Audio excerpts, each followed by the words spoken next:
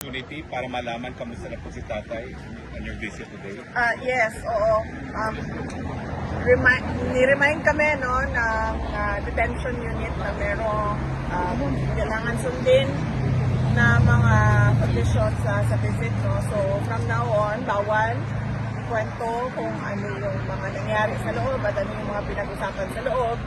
I can only say na President Duterte is still alive. Yan lang po, hanggang dun lang po.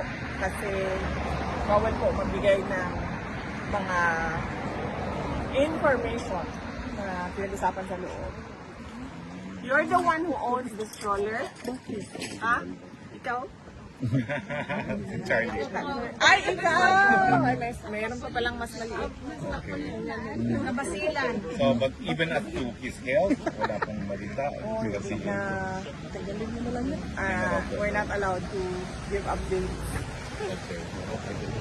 Anyway, but kayo, VP, will you be here during the hearing on the 23? Inaayos pa namin yung schedule namin, no? So, hindi pa namin alam kung sino yung makakarating sa September 23 para sa confirmation of charges. But likely, merong relative na darating. Sigurado yon kasi kailangan talaga na merong, sabi ko sa kanila, kailangan talaga na merong bumibisita sa kanya whenever allowed ng detention na pwede magbisita. Nagtatanong lang po yung mga taga-Japan, meron daw silang big gathering sa 2021 and they want to know if you can join them also in Japan. Oo, nag-confirm naman na kami sa mga organizers sa Japan, no?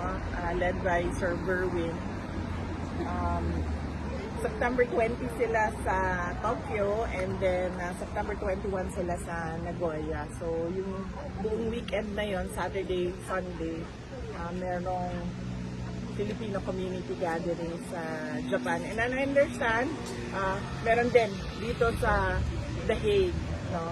And likely, marami din sa loob ng Pilipinas. Well, on another note po, nagtuloy na yung pagdinig ng flood control program at sa Senado at nag-anunsyo na magpupuno daw ng independent fact-finding committee sa flood control. Your thoughts? Well, sabi ko nga, lagi, no, too little too late yung administration. Alam naman na natin yung problema na corruption sa flood control. Hindi lang sa administrasyon na ito, sa mga lahat ng mga dumaan na administrasyon, hindi lang sa administrasyon ni Pangulong Duterte. Alam na natin yan lahat. Naging mayor ako 2010. Meron ng issue ng flood control corruption. And mas worse lang sa atin ngayon dahil sinasabi ko nga, hindi lang naman flood control projects yung merong corruptions. As early as 2024, noong nag-resign ako sa Department of Education, matagal ko pinag-isipan yon kung magre-resign ba ako at sasabihin ko ba kung ano yung mga experiences ko as a secretary ng Department of Education. And then, nag-decide ako na magsalita talaga kung bakit. Sinabi ko nga, in-attach yung pinaghati-hatian ng members of the House of Representatives ang SBP, School Building Program budget ng Department of Education. At hindi lang yun, in-attach pa nila yung listahan doon sa House version ng GAB. Pero, and alam yun ni President Marcos, BBM, alam niya yun, kasi tinake up din yun during a meeting in Malacanang. Pero he looked the other way. So, magdududa ka kung bakit bigla ngayon ay merong silang palabas na malaking investigation ng flood control projects. Ibig sabihin, meron na naman siguro silang niluluto behind the scenes na syempre hindi natin nakikita dahil lahat tayo nakatutok doon sa flood control corruption. Kung seryoso lang talaga ang presidente, tapos na yan, isang araw lang, matuturo niya lahat ng may kagagawan ng corruption sa budget.